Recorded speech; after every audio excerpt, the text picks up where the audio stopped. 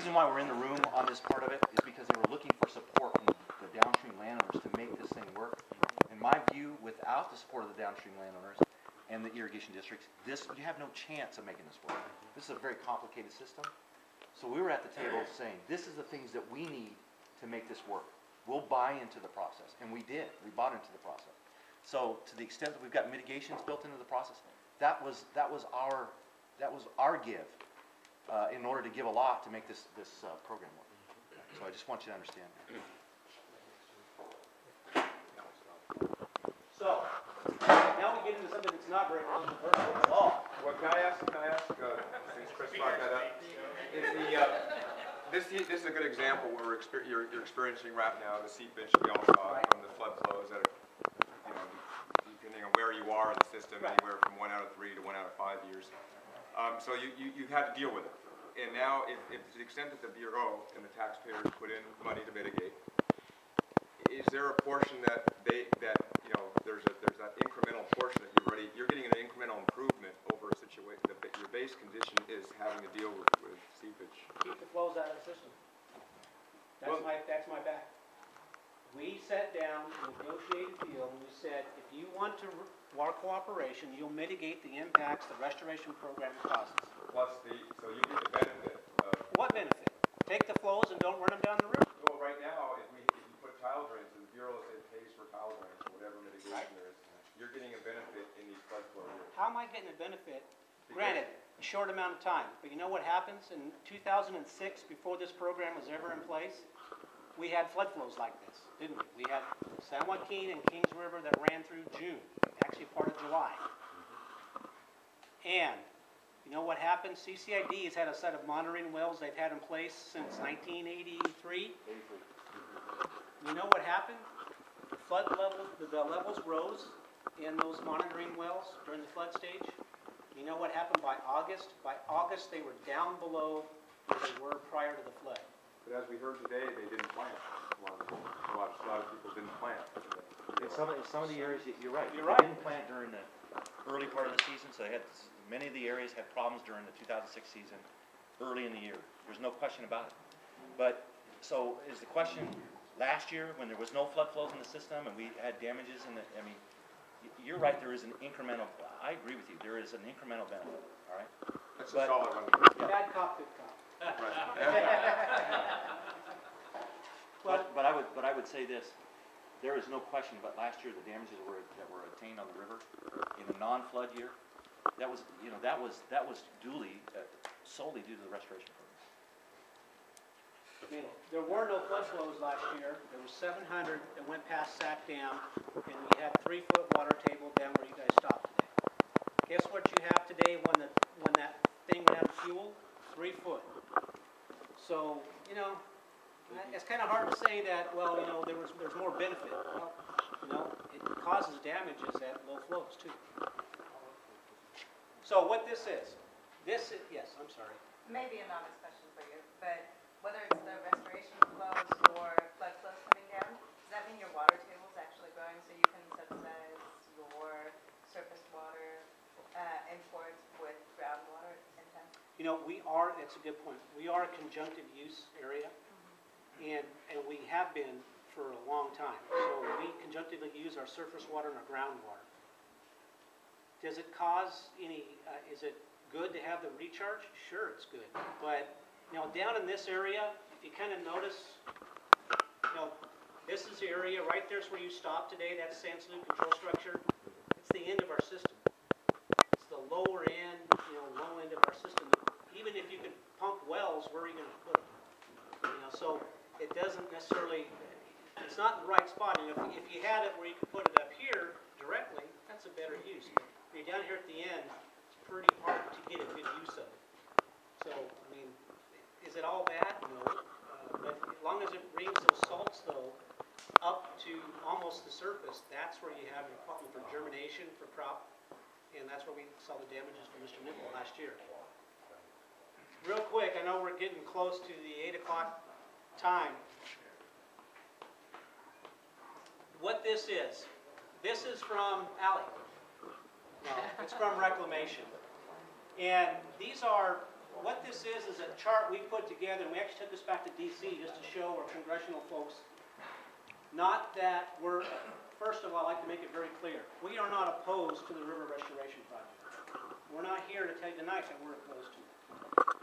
What we are concerned with, though, is you have another half-built or quarter-built project that doesn't have the mitigations that were promised, doesn't have the infrastructure promised, and tries to implement and put salmon into a system that's not ready, and we're stuck with the liability. That's what we're opposed to. We had that similar incident back in the late 60s, or early 60s, called the San Luis Unit and the San Luis Drain that was never built. We're still in court with the government over that 45, 47 years later. So we don't want to be there in 45 years fighting over this. So where does that get to this thing? This is a chart that sort of has cumulative costs just to build the phase 1 projects. Those were the projects that were required in the settlement to be built before you introduce salmon. Now, we will probably dispute the cost, but we'll take the Bureau's numbers. The cumulative cost to do the funding for the phase 1 projects and do water supply for Friant to bring back water, recirculate it back around for them, it's pushing over $500 million. Because of PAYGO issues, to get the legislation passed, Reclamation was only allowed to be able to spend $88 million for the first 10 years. That's the income besides the $2 million a year from CDPIA, federal dollars. So what you have here is a cumulative income between when the legislation was passed in March of 2009, 2.5 years later, from the settlement. And you have sort of a flat line, it's a little over $100 million in cumulative income. So what you have is cumulative expenses, cumulative income, the deficit is the brown. As we understand, about here, Reclamation's out of money. They've spent the $88 million. And unless there's a miracle that happens, I'm not sure, besides the $2 million per year from the CDPI Restoration Fund, you don't even have anything built, nothing built by end of 2012, and fish are scheduled to be reintroduced by the settlement by the first part of 2013. So, there's a major, major problem here. That is what we're concerned with. That's where if you hear what the exchange contractors, they're being a pain in the rear, they're showing that things aren't working. It's only because if someone can show me the money, okay, great. But right now, we don't see the money. No one can show it to us. Until that gets done, we're not going to be real proactive in saying, you know what, go ahead and just go right ahead because we'll trust that the money's there. We don't. So that's probably a summary of the restoration program for us. Again, we're not opposed. We want it done right. Do it right the first time. I don't want to be in court for 45 years fighting this out. That doesn't help any of our landowners out at all. That's not what we signed up for when we agreed to the legislation in the Senator's office. Yes. On the dollars there, I think, pretty vague on this, but I thought there was a certain amount of sort of tax that some of the Bryant users were going to be paying, a certain amount of money that went into an account. But then Reclamation had to come in with some, or Congress had to come in with money. Does this include the money that's been, I'll call it a tax? Surcharge. Surcharge. That surcharge does come in, but it's part of the $88 million cap. So it can come in, it goes into, and I don't know the federal, it goes into some mystery account in the federal treasury, but it's called the San Joaquin River Restoration Fund, and it goes into that account. And it's there, just like Friant has paid off a lot of their debt. They've paid off their debt and put it, or parts of it, or all of it.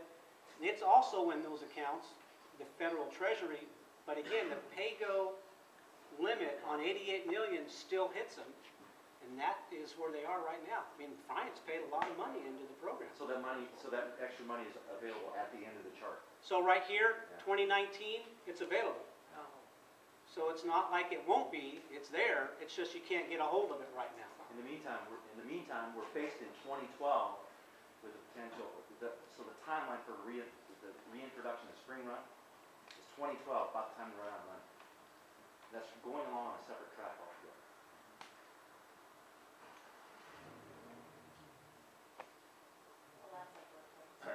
Next. See there? I knew that was gonna be the end. Do you have any other questions? So Steve, you pointed out early on, one of the other issues that you're really concerned about is the Cornell's flow standards Yes. and Well, just how it gets implemented. how it gets implemented. And so one possibility, obviously, is that they ask all the senior water right holders on the Tuolumne and the Merced, and to the extent you still have senior water right holders on the San Joaquin, to give at the office. I mean, that is a very real possibility.